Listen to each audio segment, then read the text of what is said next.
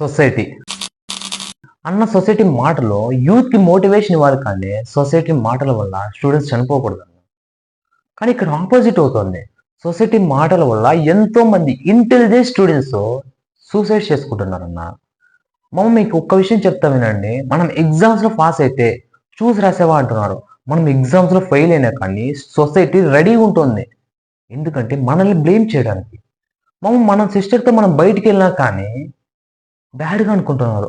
ఆఖరికి మన family problems మనం అర్థం చేసుకొని ఏదైనా పని చేద్దాం అనుకున్నా కానీ మనకి చదువు రాదు అని ముద్ర వేస్తున్నారు.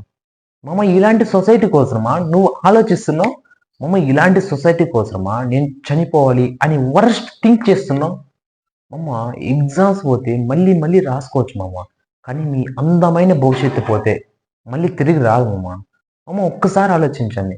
ఇలాంటి తొక్కల సొసైటీ కోసమా నువ్వు పర్మనెంట్గా మీ ఫ్యామిలీని ఇబ్బంది పెట్టాలి అని ఆలోచిస్తున్నావు?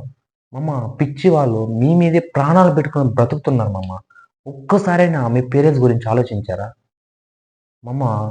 సొసైటీ మాటలు పట్టించుకోకండి. మీ పేరెంట్స్ గురించి మొట్టమొదటిగా ఆలోచించండి.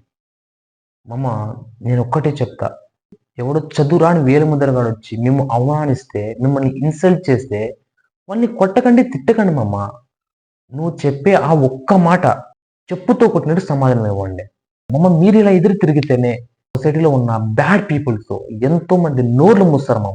ఇంకోసారి స్టూడెంట్ని బ్యాడ్గా మాట్లాడాలన్నా, ఇన్సల్ట్ చేయాలన్నా ఉచ్చపోవాలి నా కొడుకులకి.